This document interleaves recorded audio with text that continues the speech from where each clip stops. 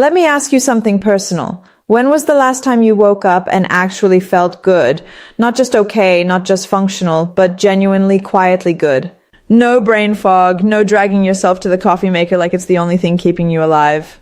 No silent countdown until the weekend. If you're struggling to remember that moment, you're not alone. And here's what really gets me. Most people spend years chasing dramatic health transformations, expensive programs, intense workout regimens, complete diet overhauls, while completely ignoring the tiny, almost invisible shifts that are actually responsible for the biggest changes in how your body and mind function every single day.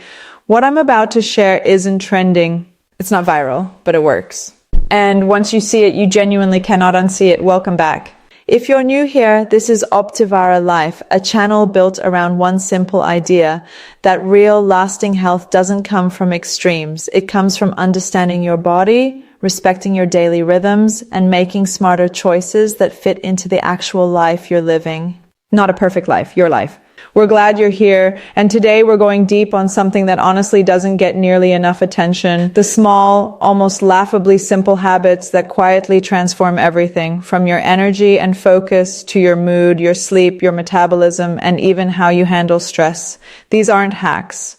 They're not biohacks or life hacks or any other kind of hack. They're just things that work, backed by science and completely ignored by mainstream health culture because they're not exciting enough to sell. So let's start with something that happens before you even get out of bed. Most people in America begin their morning in a state of mild dehydration and don't even know it. You've been breathing, your body has been running cellular processes, your brain has been filing and organizing memories all night. All of that uses water. And yet the first thing most of us reach for is coffee, which, while beloved and genuinely useful in its own right, is also a diuretic, meaning it pulls fluid out. So before that first cup, before your phone, before the news, before anything, and try drinking a full glass of water. Not a sip, a full glass. 16 ounces. It sounds almost offensively simple, but the downstream effect on your mental clarity within the first hour of your day is something you have to experience to believe. Your kidneys wake up, your digestion gets a head start. Your brain, which is roughly 73% water, just gets the signal that it's time to actually function. This one shift alone changed mornings for more people than any supplement ever did. Now here's where it gets interesting. There's a specific window in the morning, roughly within the first 30 to 60 minutes of waking, where your eyes catching natural light sends a chemical signal to your brain that essentially sets your internal clock for the entire day.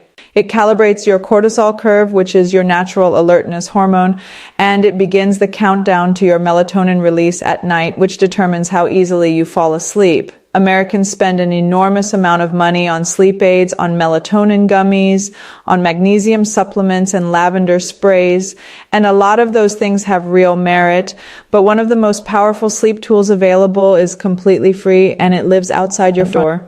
Just 10 minutes of natural morning light. You don't need to stare at the sun. You don't need to do anything except be outside, eyes open, facing a bright sky. It feels like nothing. Its effect on your sleep quality, your mood stability, and your focus is anything but nothing.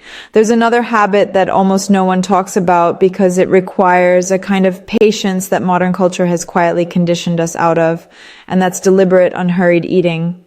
Think about how most people in this country eat lunch at a desk while answering emails, half distracted, scrolling through something, barely tasting the food. What happens physiologically in that scenario is genuinely worth understanding. When your nervous system is in a state of alertness or stress, even low-grade background stress, your body downregulates digestion.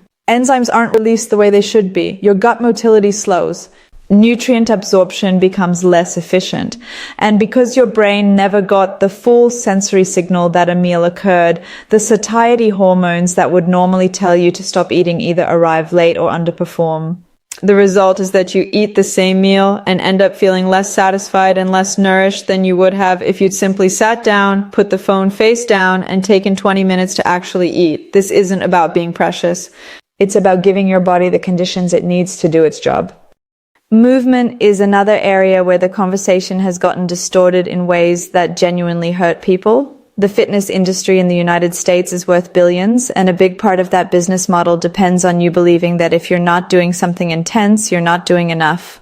But the research on all-cause mortality, meaning your actual risk of dying from any major cause, consistently shows that the single most impactful variable isn't how hard you train, it's how much you walk.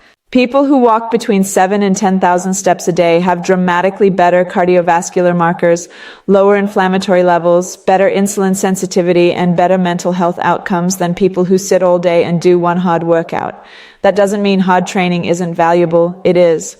But if you're someone who isn't there yet, or who's been intimidated by the gym, or who keeps falling off exercise routines because they're too aggressive, know this. Walking to your mailbox matters. Taking the stairs matters. Parking further away matters. Momentum is cumulative, and your body doesn't need to suffer to adapt. One more thing deserves real attention, and it's something that lives at the intersection of physical health and mental health in a way we often don't acknowledge. Chronic low-grade loneliness, the kind that doesn't look like loneliness from the outside because your calendar is full and your inbox is busy, is one of the most significant health risks facing American adults right now.